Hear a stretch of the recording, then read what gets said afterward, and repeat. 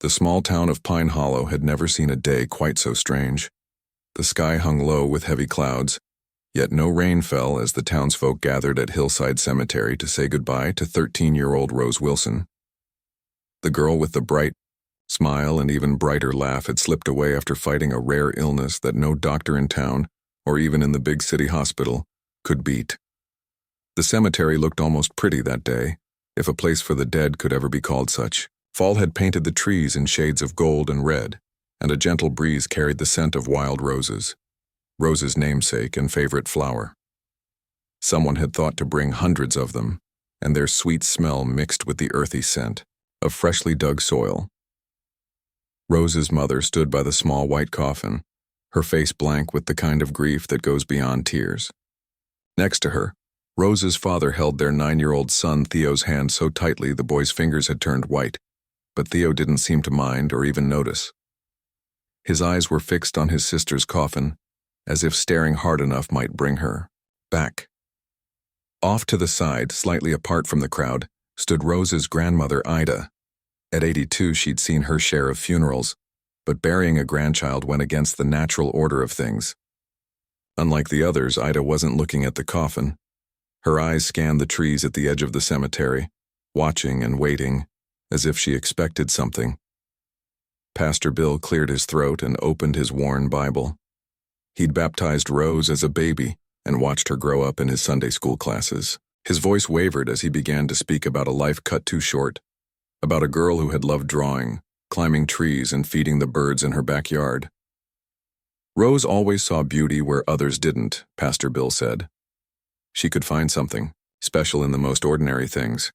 A plain rock became a treasure in her collection. A weed flower became the centerpiece for her table decorations. As his words floated over the crowd, something dark moved through the sky. At first, just a shadow, easy to miss if you weren't looking. But Ida was looking. Her breath caught as the shape grew clearer. A large crow, its feathers gleaming blue-black in the pale sunlight, circled once, twice, 3 times over the gathering. People began to notice, heads tilting up to follow its path. The bird's wings barely moved as it rode the air currents, watching the scene below with what seemed like purpose. Pastor Bill faltered in his reading, distracted by the murmurs that rippled through the crowd. He tried to continue, raising his voice slightly, speaking about God's plan and the peace Rose had found. That's when it happened. The crow tucked in its wings and dropped from the sky like a stone. People gasped. A few stepped back. But instead of swooping away at the last second as birds usually do, the crow landed directly on Rose's coffin with a soft thud that somehow echoed in the sudden silence. The bird stood perfectly still, its clawed feet gripping the smooth white surface of the coffin lid. Its head tilted slightly as it looked at the framed photograph of Rose that sat among a spray of white roses. The crow's eyes, dark and shining with an intelligence that sent shivers down spines, seemed to study the smiling face in the picture. "Shoo it away," someone whispered. "It's just a bird," another voice answered. "It's bad luck," a third person insisted. Mr. Reynolds, the funeral director, stepped forward with his hands raised, ready to wave the bird off. But before he could reach the coffin, Ida moved with surprising speed for her age. "Stop," she said, her voice stronger than it had been in weeks. "Let it be." Mr. Reynolds hesitated, looking from Ida to Rose's parents. Rose's mother had finally broken her stillness, her eyes now fixed on the crow with an expression caught between fear and wonder. "Ida, it's not right," Mr. Reynolds said quietly. "It's disrespectful." Ida shook her head. "No, it's exactly right." She turned to Rose's mother. "Lily, remember the stories my mother used to tell? About the crows?" Lily Wilson stared at her mother as if she'd gone mad. Grief did strange things to people, especially the elderly, but something in Ida's eyes made her pause. "Mom, this isn't the time for old stories," she whispered. The crow remained unmoved, as if it had every right to be there. It made no sound, just continued its silent vigil atop the coffin of a girl it had never known, or had it. Pastor Bill, unsure how to proceed, looked down at his Bible and then back at the scene before him. In 30 years of ministry, he'd never faced anything like this.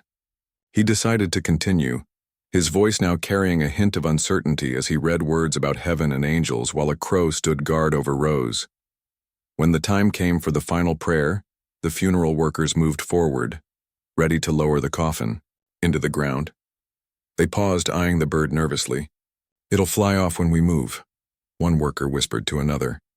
But when they took hold of the straps and began to lift, the crow stayed put. It adjusted its balance slightly, wings half opening for stability, but showed no intention of leaving its post. The workers looked to Rose's parents for guidance. Rose's father nodded stiffly, signaling them to continue despite the unusual passenger. Slowly, carefully, they began to move the coffin toward the open grave. The crowd watched in stunned silence as the coffin, with the crow still perched atop it, was positioned over the hole in the ground. Even when the coffin began its descent, the bird remained, riding it down until both disappeared from view. People held their breath, expecting the crow to fly up at the last moment. But it didn't. Long seconds passed. The crowd leaned forward as one, peering into the grave. Then, just as the coffin settled onto the bottom with a soft sound of finality, a blur of black shot upward. The crow emerged from the grave and flew to a nearby oak tree, landing on a low branch where it could watch the rest of the ceremony. As people stepped forward to throw handfuls of dirt into the grave, they cast uneasy glances at the bird. Some crossed themselves. Others whispered behind their hands. Children pointed until their parents gently pushed their arms down. After the ceremony ended and people began to drift away toward their cars, offering awkward condolences to the family, the crow remained on its branch, still watching. Rose's family were among the last to leave. Her mother knelt by the grave for a long time, whispering private words to her daughter. Her father stood with his hand on Theo's shoulder, both of them silent in their shared pain. And Ida, the grandmother, walked slowly to the oak tree and looked up at the crow.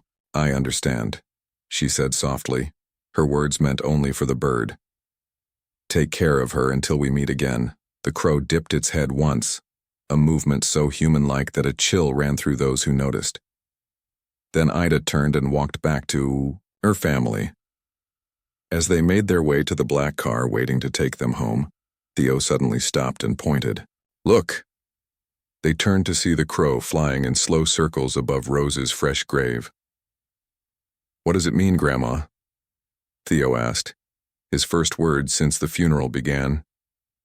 Ida put her arm around her grandson's thin shoulders. "It means your sister isn't alone, dear heart." Her eyes met her daughter's over the boy's head. "And neither are we." That night, as the family sat in their too-quiet house accepting casseroles and sympathy from neighbors, the crow appeared at the kitchen window. It perched on the sill, looking in at the gathered people with those same knowing eyes. And somehow, in a way none of them could explain, its presence brought the first hint of comfort they'd felt since Rose had closed her eyes for the final time. No one in Pine Hollow would ever forget the day a crow attended Rose Wilson's funeral. But what happened in the days and weeks that followed would turn an unusual event into something truly unbelievable. The evening after Rose's funeral, the Wilson house felt hollow, despite being full of people. Neighbors and friends had brought enough food to feed the town for a week. Casseroles, pies, and sandwich platters covered every surface in the kitchen, most barely touched. The guests spoke in hushed tones, as if normal volume might shatter something fragile in the air. Lily Wilson moved through her home like a ghost, accepting hugs and kind words with empty thanks. Her husband Tom stayed close to their son Theo, who hadn't let go of his father's hand since they'd returned from the cemetery. The boy's eyes kept drifting to the windows, searching. As evening shadows grew longer, Ida slipped away from the crowded living room. Her old bones ached from standing too long at the funeral, but something stronger than pain pulled her toward the backyard garden. This had been Rose's special place. The girl had spent countless hours here, planting wildflowers instead of rows of vegetables like most folks in town would have done. Ida lowered herself onto the wooden bench Rose had helped her grandfather build last summer. The memory of the girl's determined face as she hammered nails made Ida's throat tighten. She closed her eyes and breathed in the garden scents, soil, flowers, and the coming night. "I know you're there," she said without opening her eyes. "You might as well show yourself." A soft rustling of feathers answered her. When Ida looked up, the crow from the funeral sat on the fence post directly across from her. In the fading light, its eyes gleamed like wet stones. "You've come for a reason," Ida continued, speaking to the bird as naturally as she would to a person. "Just like the one that came when my mother passed." The crow tilted its head, its beak slightly open as if considering a reply. "Ida?" Lily's voice came from the back door. "Who are you talking to?" Lily stepped into the garden, her arms wrapped around herself against the evening chill. She stopped short when she saw the crow. "That bird. It's the same one, isn't it?" Ida nodded. "Come sit with me. There's something I should have told you, long ago." Lily hesitated, glancing back at the house full of visitors, then slowly crossed to the bench. The crow remained perfectly still, watching them both. "Mom, I'm worried about you," Lily said gently. First at the funeral and now this, talking to birds. Ida took her daughter's cold hand between her warm ones. "Did you ever wonder why your grandmother had so many crow figurines? Why she put out food for them every day, even when money was tight?" Lily frowned. "I figured she just liked birds." "Not birds. Crows. Specifically crows." Ida pointed to the silent observer on the fence. "The Wilson family has a history with them that goes back generations." As the last visitors finally left through the front door, Tom came looking for his wife. He found her sitting with Ida in the near darkness of the garden, both women looking up at a large black bird perched on their fence. Tom started to call out, to scare the bird away, but something in their posture stopped him. Instead, he quietly joined them, bringing Theo, who had refused to be left inside alone. "Tell Dad what you were telling me," Lily said, her voice different, somehow less hollow than it had been all day. Ida looked at her son-in-law and grandson. The crow seemed to study them too. "My grandmother told me a story when I was about Theo's age," Ida began, "about her great-grandfather, Jonathan Wilson. He was a hunter, like most men back then. One winter, food was scarce, and he went deeper into the forest than usual." Theo sat on the ground at their feet, his eyes moving between his grandmother and the crow. Jonathan found a clearing where a group of hunters had set traps, cruel ones that would make animals suffer for days before dying. In those traps were crows, dozens of them. The other hunters had been catching them for sport, not food. Ida's voice hardened. Jonathan was poor but not cruel. He spent hours freeing every bird, even though many pecked and clawed him in their fear. "Why would anyone trap crows?" Tom asked, his eyes on the large bird that seemed to be listening to the story. "People have always feared what they don't understand," Ida replied. "Crows are smart. Too smart for some folks' comfort. They remember faces, they hold grudges, they also remember kindness." As if in response, the crow on the fence made a soft clicking sound in its throat. Jonathan freed the last crow as the hunters returned. They were angry, threatened to shoot him for ruining their fun. That's when something amazing happened. Ida leaned forward. The sky turned black with wings. Every crow he had freed returned, hundreds of them, diving at the hunters, driving them away. Theo's eyes widened. "The crows saved him?" Ida nodded. From that day on, the Wilson family has had a special connection with crows.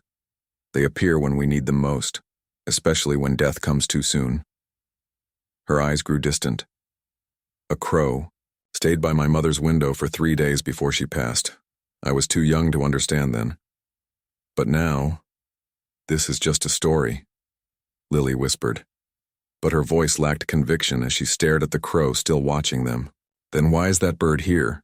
Theo asked, the most words he'd spoken since Rose got sick. "Is it here because of Rose?" Before anyone could answer, the crow spread its wings and glided from the fence directly to the back step of the house. It landed softly and looked back at them expectantly. "I think," Ida said slowly, "it wants us to follow." Tom helped Ida to her feet while Lily hesitated. "This is crazy," she said. "It's just a wild bird." "Maybe," Tom replied, surprising her. "But what if it's not?" Together, the family followed the crow to the back door. As they approached, it hopped inside through the open door as if it had lived there all its life. "No, no, no," Lily protested. "We can't have a wild bird in the house." But the crow had already disappeared down the hallway. They followed cautiously, finding it perched on the railing at the bottom of the stairs. As they watched, it flew up to the second floor and down the hall. "It's going to Rose's room," Theo whispered. Sure enough, when they climbed the stairs, they found the bird sitting on Rose's bedroom windowsill, the same window that faced the direction of the cemetery. The room was exactly as Rose had left it. Her colored pencils were still scattered across her desk beside an unfinished drawing. Her favorite stuffed rabbit sat propped against her pillow. The walls were covered with her artwork, mostly birds in flight. Lily covered her mouth with her hand. This was the first time any of them had entered the room since Rose had been taken to the hospital for the last time. The crow watched them from the windowsill, unnervingly still. "Why did you bring us here?" Tom asked the bird, feeling only slightly foolish for addressing it directly. The crow tapped its beak against the glass, once, twice, 3 times. Then it looked out toward the darkening sky. "It wants us to open the window," Theo said with certainty. Tom hesitated, then stepped forward and unlocked the window. He pushed it up, expecting the crow to fly out. Instead, it hopped onto Rose's desk and pecked gently at her sketchbook. With trembling hands, Lily picked up the book. The crow stepped back, watching. The family gathered close as Lily opened to the last page Rose had drawn on. There, in colored pencil, was a picture of a girl who looked like Rose, lying in what could only be a coffin. And perched on top was a crow with intelligent eyes. Around the image were written the words, "When I go, look for me in the birds. I'll send you messages." "This is impossible," Lily whispered. She drew this weeks ago. Theo reached out and turned to the previous page. Another drawing showed their house with a crow sitting on the roof. The page before that showed the garden bench with Ida sitting on it, a crow nearby. "She knew," Tom said, his voice full of wonder and grief. Somehow she knew. The crow made a soft sound, almost like a purr. It hopped to the windowsill again, but instead of flying away, it settled there as if preparing to stay. Ida smiled through her tears. In the old stories, when a Wilson dies before their time, a crow comes to watch over those left behind. They stand between worlds carrying messages back and forth. "You really believe that?" Lily asked, unable to take her eyes off the drawings. "I believe Rose knew something we didn't," Ida replied. "I believe she was trying to tell us she'd find a way to stay close." That night, the family left the window open despite the chill. The crow remained a silent sentinel. When Theo finally fell asleep, it was in Rose's bed, clutching her sketchbook to his chest. His parents didn't have the heart to move him as midnight approached. Lily crept back to check on her son. The crow was still there, watching over the sleeping boy. When it saw Lily, it made a soft sound that somehow eased the vice grip of pain around her heart. "If you're really here because of Rose," she whispered to the bird, "if you can somehow hear me, tell her we miss her." The crow blinked once, slowly, almost like a nod. And for the first time since Rose had taken her last breath, Lily felt something other than crushing grief. It wasn't happiness, that was still too far away. But it was a tiny spark of something like hope, flickering in the darkness that had swallowed her world. Outside, in the trees surrounding Pine Hollow, dozens of crows settled on branches for the night, their dark shapes like shadows against the star-filled sky. Watching, waiting, as if standing guard over a town that had no idea how special one of its children had been, or how thin the veil between worlds could sometimes become. Days passed, and the crow became as much a part of the Wilson household as the family photos on the walls. The townspeople of Pine Hollow began to talk. Some found it creepy, others fascinating. A few elderly folks nodded knowingly, recalling old stories their grandparents had told them about the Wilson family and their unusual bond with crows. The bird had established routines that the family slowly adjusted to. Each morning, it perched on the kitchen windowsill while they ate breakfast. It would tap 3 times on the glass if they forgot to leave the window open. Tom had begun setting out a small dish of water and bits of food, nuts, berries, and the occasional piece of boiled egg. Lily pretended not to notice this acceptance of their unusual guest, but she no longer suggested shooing it away. Most surprising was how the crow had attached itself to Theo. The quiet boy who had barely spoken since his sister's diagnosis had begun talking again to the crow. He named it Keeper, and the bird seemed to respond to the name, turning its head whenever Theo said it. On this particular morning, 2 weeks after the funeral, Theo sat cross-legged in the backyard with a notebook open on his lap. Keeper perched on a low branch of the apple tree, watching as the boy sketched. "Hold still," Theo told the bird. "I want to get your eyes right." Remarkably, the crow seemed to understand, maintaining its pose while Theo's pencil moved across the paper. From the kitchen window, Lily watched, a mixture of worry and wonder on her face. "He's talking more," Tom said, coming up behind her and wrapping his arms around her waist. "That has to be good, right? Even if it's to a bird." Lily leaned back against her husband. "I don't know what to think anymore. Part of me wants to call Dr. Fletcher about this. The other part sees that he's healing," Tom finished for her. "We all are, in our own ways." "Do you really believe what my mother said about the Wilson family and crows?" Tom was quiet for a moment. "I believe that bird isn't ordinary. Whether it's because of some family legend or just something else, I don't know. But it's helping Theo. That's enough for me." Outside, Keeper suddenly took flight, circling once above Theo before heading toward the front of the house. The boy jumped up, dropping his sketchbook, and ran after the bird. "Theo!" Lily called, hurrying to the door with Tom close behind. They found their son standing on the front porch, watching as Keeper perched on top of Mrs. Henderson's car. The elderly neighbor was struggling with 2 heavy grocery bags. "She needs help," Theo said simply, then dashed down the steps. Tom followed, quickly taking the bags from Mrs. Henderson, who lived 3 houses down. "Let me get those for you, Maggie." "Oh, thank you, dear." Mrs. Henderson adjusted her glasses. "I didn't realize I'd bought so much." She glanced up at the crow watching from her car roof.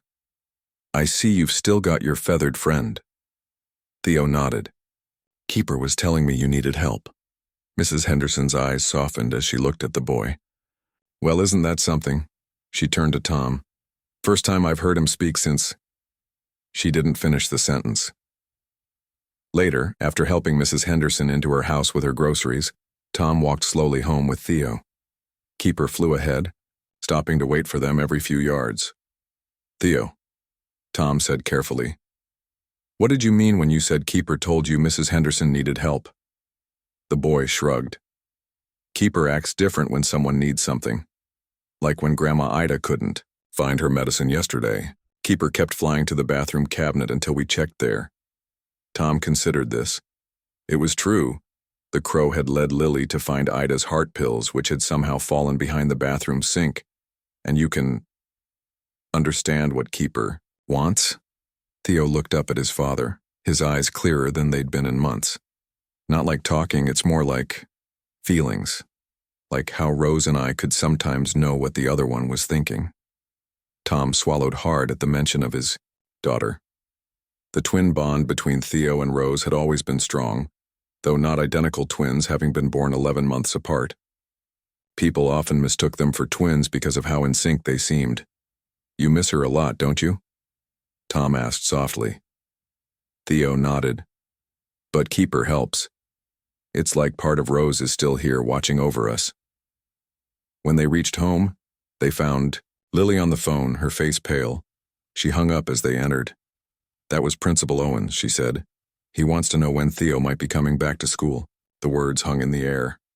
None of them had discussed Theo returning to school. The thought of him sitting in a classroom without his sister down the hall seemed impossible. "I'm not ready," Theo whispered. Keeper, who had followed them inside, made a soft clicking sound and flew to perch on the stair railing. "No one's going to make you go until you're ready," Tom assured his son, though he and Lily exchanged concerned glances. Fourth grade was important. Theo couldn't stay out forever. That night, dinner was quieter than usual. Ida noticed the tension, but didn't pry. She'd seen enough family grief to know that healing wasn't a straight line. After they ate, she suggested, "They all sit on the porch since the evening was mild." As they settled into the porch swing and chairs, Keeper appeared as if on cue, landing on the railing. The crow had been gone for a couple of hours, something that had become part of its pattern, disappearing for short periods before returning to the family. "Where do you think it goes?" Lily asked, watching the bird preen its feathers. "To check on things," Theo said confidently. "What things?" Tom asked. Theo hesitated. "Rose's grave, maybe, or other places that were special to her." Ida nodded as if this made perfect sense. "Crows are watchful creatures. They patrol their territory. And we're its territory now." Lily didn't sound thrilled by the idea. "We're its family," Theo corrected. Just then, the sound of a car pulling into their driveway drew their attention. Principal Owens stepped out, looking slightly uncomfortable as he spotted the family on the porch, and the large crow watching his approach. "Evening, folks," he called, climbing the steps. "Sorry to drop by unannounced, but I wanted to talk to you in person." His eyes flickered to Keeper, who hadn't moved from the railing. "Unusual pet you've got there." "Not a pet," Theo said. "A friend." Principal Owens smiled uncertainly. "Well, that's actually related to why I'm here." He sat in the chair Tom offered. "We've been thinking about how to make Theo's return to school easier whenever you decide." "The time is right," Lily tensed. "We haven't made any decisions yet." Of course, the principal hurried to say. "But when the time comes..." Well, the school counselor had an idea. He explained that they wanted to start a bird-watching club in Rose's memory. Many of the students knew how much she had loved birds, especially crows. They thought Theo might be interested in helping, sharing what he knew about birds. "We could put up feeders near the classroom windows," Principal Owens continued. "The science teacher thinks it would be a good educational opportunity." As he spoke, Keeper hopped along the railing, moving closer to Theo, who had gone very still. That's very thoughtful," Lily managed, surprised by the suggestion. "Rose would like that," Theo said quietly. "She always said the school needed more birds." Principal Owen smiled, relieved. "There's something else." He reached into his pocket and pulled out a small envelope. "The art teacher found this in Rose's desk. She thought you should have it." Lily took the envelope with trembling hands. Inside was a carefully folded piece of paper. She opened it to find one of Rose's drawings, a detailed sketch of the school playground with children watching birds at feeders. In the corner, she had written, "Someday the school will have birds everywhere. Theo will help make it happen." She drew this last spring, Principal Owens said, "for the future school projects assignment." Tom put his arm around Lily as she struggled to hold back tears. Even Ida looked shocked. Tom cleared his throat. "Did Rose ever talk about wanting to start a bird program at school, Principal?" Owens shook his head. "Not that I know of. That's why finding this seemed so, well, fitting." Keeper made a soft sound, drawing everyone's attention.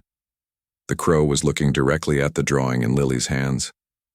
"I'll do it," Theo said suddenly. "I'll help with the bird club. Rose would want me to." The adults looked at him in surprise. It was the most decisive he'd sounded since his sister's death. "Does that mean you're ready to come back to school?" Lily asked carefully. Theo glanced at Keeper before answering. "Not tomorrow, but soon. Maybe next week." After Principal Owens left, the family remained on the porch, watching the stars appear one by one in the darkening sky.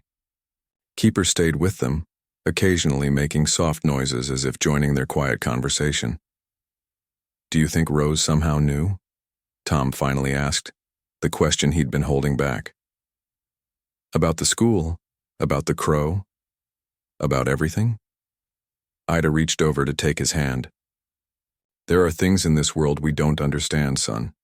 Some people, especially children, see more clearly than the rest of us. I think, Lily said slowly, that Rose found ways to leave pieces of herself behind. Little breadcrumbs to help us find our way forward without her. Theo had been unusually quiet. Now he looked up at his parents, his eyes shining in the porch light. Keeper wants to show us something, tomorrow. How do you know? Tom asked gently. I just do. The boy looked at the crow, who seemed to be watching him with approval. Keeper says there are more messages from Rose. We just have to follow. Hang. If confirming his words, the crow spread its wings and flew a small circle above their heads before returning to the railing. For the first time since losing Rose, the Wilson family felt a fragile sense of purpose forming. Whatever tomorrow might bring, whatever Keeper wanted to show them, they would face it together, following the breadcrumbs their little girl had somehow left behind. And as night fell completely over Pine Hollow, the stars seemed to shine, a little brighter, as if Rose herself was watching from somewhere just beyond reach, pleased that her family was beginning to understand the gift she had arranged for them, a messenger between worlds, with feathers as black as midnight, and eyes that held secrets only beginning to unfold.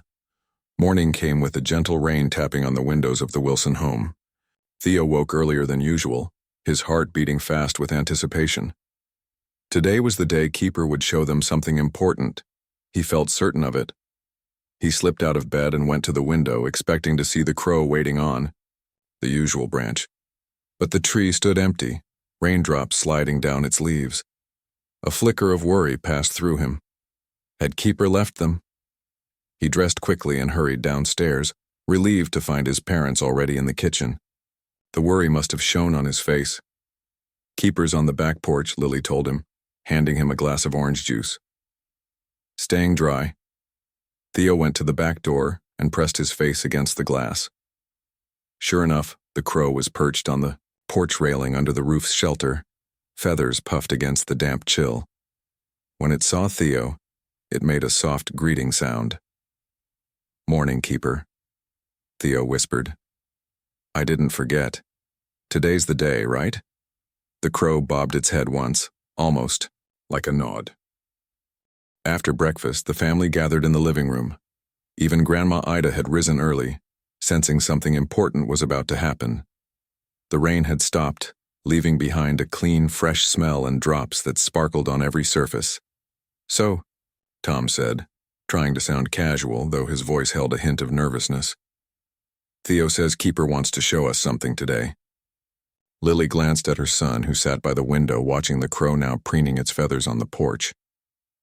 Did Keeper tell you what it is? Theo shook his head. Just that it's important, and that it has to do with Rose. At the mention of her name, a familiar ache filled the room. Even after weeks, the pain of her absence remained sharp. But something else had begun to grow alongside it, a gentle curiosity about the messages she might have left behind. Well then, Ida said, reaching for her walking shoes. We'd better get ready. Where do you think we're going, Theo? The boy looked at Keeper, his head tilting as if listening to something only he could hear. Somewhere in the woods, I think. Keeper keeps showing me trees in my head. The adults exchanged glances. They had grown used to Theo's claims of understanding. Keeper, but this was different, more specific. The woods are muddy after the rain, Tom pointed out. We should wear boots. 20 minutes later, they were ready. Boots, light jackets, and a small backpack Tom had filled with water bottles and granola bars. None of them knew how long this journey might take. As they stepped onto the porch, Keeper took flight, circling once above their heads before heading toward the edge of town where the Pine Hollow forest began. The family followed, walking in, a tight group. Neighbors working in their yards watched curiously as the Wilsons passed by, following a crow as naturally as if they were walking a dog. Mrs. Henderson, watering her front flowers, called out to them, "Off on an adventure?" "Sort of," Tom replied with a small wave. "Birdwatching," The forest greeted them with the scent of wet earth and pine. Sunlight filtered through the canopy, creating patches of gold on the damp ground. Keeper stayed visible, flying ahead, then circling back if they fell too far behind. The crow seemed to have a clear destination in mind. "Did Rose come to these woods often?" Ida asked as they walked deeper into the trees. Lily nodded. She and Theo both loved it here. They had special places they'd go. "We built a fort last summer," Theo said, his eyes scanning the trees as if looking for landmarks. "But that's not where we're going. This is somewhere else." They walked for almost an hour, following streams, climbing gentle slopes and ducking under low-hanging branches. The forest grew denser, the trees older. Few people from town ventured this far in. "Are you sure we're going the right way?" Lily asked, slightly out of breath. Just then, Keeper let out a sharp call and dove through the trees ahead. Theo broke into a run, following the bird with a suddenness that startled his parents. "Theo, wait!" Tom called, hurrying after his son, with Lily and Ida close behind. They found Theo standing at the edge of a small clearing. In the center stood an ancient oak tree, its trunk so wide it would take 3 adults holding hands to circle it. Its massive branches spread out like protective arms, creating a cathedral-like space beneath. Keeper had landed on one of the lower branches and was looking down at something at the base of the tree. "Rose's special place," Theo whispered as his family joined him. "She never showed anyone but me." Lily put her hand to her mouth. "I didn't know about this. She made me promise not to tell," Theo said. "She said some places are too magical to share with grown-ups." He looked up at his mother. "But I think she wants us all to see it now." As they approached the tree, they could see that its massive roots created natural shelves and hollows at its base. In one of the larger hollows, something glinted in the dappled sunlight. Keeper flew down from the branch, landing beside the hollow. The crow pecked gently at the opening, then looked up at the family.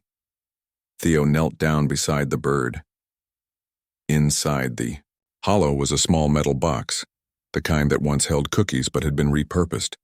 It was decorated with painted flowers and birds, clearly Rose's handiwork.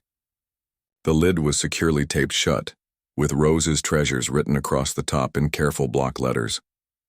"Her treasure box," Theo said, his voice full of wonder. "She told me about it, but she never showed me what was inside. She said it was only for emergencies." Tom knelt beside his son. "Do you think this is what Keeper wanted us to find?" The crow made a soft sound, moving closer to the box. With trembling hands, Theo lifted the box from its hiding place. It wasn't heavy, but something inside shifted as he moved it. "Should I open it?" he asked, looking at his parents. Lily nodded, tears in her eyes. "I think Rose wants you to." Carefully, Theo peeled back the tape and lifted the lid.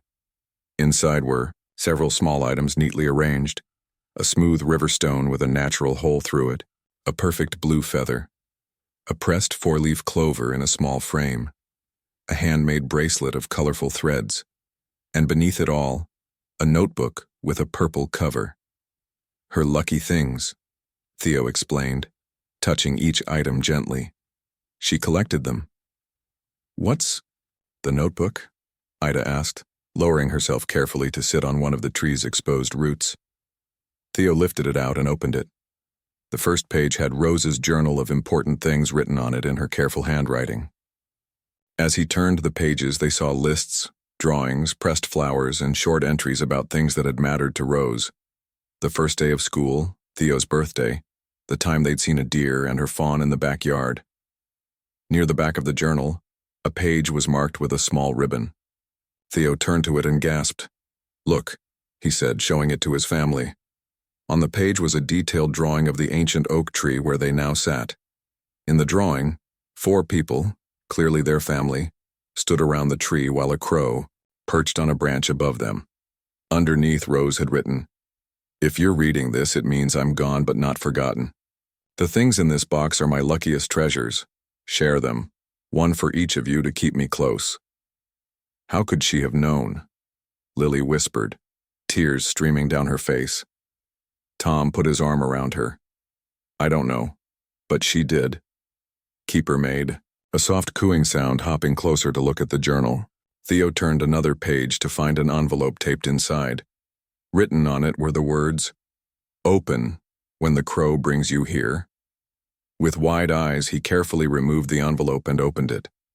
Inside was a letter, folded around 4 small, delicate feathers, black as night but iridescent in the sunlight. "Read it," Ida encouraged gently. Theo unfolded the paper and read aloud. "Dear family, if you're reading this, 2 things have happened. I'm not with you anymore, and the crow has come. Don't be sad. I've known for a while that I wouldn't be here long, not because I'm sick, though if that's why I'm gone, I guess I knew that too, but because sometimes you just know things. Remember how I always loved crows? It's because they talk to me, not with words, but with feelings and pictures in my head. They told me about our family's special connection to them. They showed me that when my time came, they would watch over you. The feathers in this envelope are special. I collected them on days when the crows showed me important things. Keep them close, and the crows will always help you find your way. When you're lost, the other treasures are for each of you. The stone with the hole is for Dad. Look through it when you need to see things differently. The blue feather is for Mom. It's from a bluebird of happiness. Hold it when you forget how to smile. The 4-leaf clover is for Grandma Ida. Extra luck for the person who taught me that magic is real if you know where to look. The bracelet is for Theo. I made it with threads from all our favorite clothes. Wear it and I'll always be with you. Don't stay sad too long. I'm not really gone. I'm just watching from somewhere new. Love forever, Rose. Silence fell over the clearing as the words sank in. Even the forest seemed to hold its breath. Keeper remained perfectly still, watching them with those intelligent eyes. Finally, Ida spoke, her voice rough with emotion. That child always did see more than the rest of us. Tom picked up the stone with the hole and held it to his eye, looking through it at his family gathered around Rose's treasures. She was trying to prepare us, he said, all along. Lily touched the blue feather, her fingers tracing its delicate edge. How do we make sense of this? How did she know? Maybe we don't need to make sense of it, Theo said, tying the colorful bracelet around his wrist. Maybe we just need to believe her. As if in answer, Keeper spread its wings and flew to perch on Theo's shoulder, something the crow had never done before. The bird was heavier than Theo expected, but he stood perfectly, still accepting the weight. I think, Ida said, carefully tucking the 4-leaf clover into her pocket, that Rose found a way to keep her promise. She's watching over us through Keeper's eyes. The family gathered the treasures carefully, returning them to the metal box, except for the personal items Rose had designated for each of them. As they prepared to leave the clearing, Theo paused, looking up at the ancient oak. We'll come back, he promised softly, and we'll bring birdseed for your friends. Keeper took flight from his shoulder, circling the clearing once before landing, on a branch above them. The crow would follow them home, they knew, just as it had followed them here. Their messenger, their guardian, their link to a girl who had somehow known that even in death, love finds a way to remain. And as they walked back through the forest, the treasures of a wise young soul safely tucked away, the world around them seemed a little less dark, a little less empty. Rose was gone, but she had left them breadcrumbs to follow, a path toward healing that only a crow could help them find. 1 month after finding Rose's treasures, the Wilson family had settled into a new kind of normal. The pain of loss remained, but it had softened around the edges, like a stone that's been tumbled in a river. They'd each found ways to keep Rose close through the gifts she'd left them. Tom carried the hold stone in his pocket, often pulling it out during difficult moments at work. Lily had attached the blue feather to a silver chain and wore it as a necklace. Ida kept the 4-leaf clover pressed between the pages of her favorite book, and Theo hadn't taken off the colorful bracelet since the day he'd tied it around his wrist. Keeper remained a constant presence, though the crow's habits had changed slightly. It no longer stayed with them all day, every day. Instead, it appeared, at significant moments, when decisions needed to be made, when tears threatened to overwhelm, or when celebrations called for a witness from beyond. On this particular morning, a Saturday in early autumn, Theo was getting ready for a special event. Today was the official opening of the bird sanctuary at his school, a project that had grown far beyond the simple bird-watching club Principal Owens had first proposed. "Are you nervous?" Lily asked, helping Theo straighten his collar. He'd insisted on wearing his best clothes for the occasion. "A little," he admitted. "What if nobody comes?" "They'll come," Tom assured him, checking his watch. "Half the town has helped build those birdhouses and feeders." It was true. What had started as a small memorial for Rose had blossomed into a community project. Parents, teachers, and students had worked together to transform an unused corner of the schoolyard into a haven for birds. They'd planted native flowers and shrubs, installed bird baths, and hung dozens of feeders and houses. At the center stood a young oak tree, a sapling from the ancient tree in the forest, donated by the local nursery. "Is Keeper coming?" Ida asked, joining them in the living room. She moved more slowly these days, but her eyes were bright with excitement. Theo nodded. "Keeper knows it's important. Rose would want to see it too." None of them questioned his certainty anymore. In the week since finding Rose's treasures, Keeper had proven time and again that the crow was far more than an ordinary bird. It had led Lily to find Rose's missing library book the day before it was due. It had tapped persistently at the kitchen window the morning they'd forgotten to turn off the stove. Most remarkably, it had appeared at Mrs. Henderson's house just minutes before the elderly woman had suffered a minor heart attack, making such a commotion that neighbors called for help much sooner than they might have otherwise. The ride to school was quiet, each lost in their own thoughts. As they pulled into the parking lot, they could see a crowd had already gathered in the schoolyard. Colorful streamers hung from trees, and a small podium had been set up near the new bird sanctuary. "Wow," Theo whispered. Everyone came. Principal Owens spotted them and hurried over. "There's our guest of honor. We've been waiting for you, Theo." The boy looked up at his parents, suddenly shy. Lily squeezed his shoulder encouragingly. "We're right behind you," she promised. As they made their way through the crowd, people patted Theo's back and murmured kind words. Many of them had known Rose, had watched the twins grow up together in their small town. They'd witnessed Theo's silent grief after her passing and his gradual return to life as he worked on the bird sanctuary. Principal Owens led Theo to the podium and adjusted the microphone to his height. "Whenever you're ready," he said gently. Theo looked out at the sea of faces. He saw his classmates, his teachers, neighbors, and friends. His parents and grandmother stood in the front row, their faces full of pride and love, but someone was missing. Just as his courage began to falter, a familiar sound cut through the murmur of the crowd. A sharp caw from above drew everyone's eyes upward. Keeper circled once, twice, 3 times above the gathering before descending, to perch on the edge of the podium, just as the crow had done on Rose's coffin months ago. A collective gasp rose from the crowd, followed by murmurs of wonder. Many of them had heard the stories about the crow that had adopted the Wilson family, but seeing it appear at this exact moment struck them all with a sense of something beyond ordinary understanding. Theo smiled, his confidence returning. "Hi, everyone. Thank you for coming today." His voice was small but clear through the microphone. "This bird sanctuary is for my sister Rose. She loved birds, especially crows." He glanced at Keeper, who seemed to be listening intently. "Rose knew a lot of things before they happened. She knew she wouldn't be with us for long, so she left us clues and messages to help us after she was gone." Theo touched the bracelet on his wrist.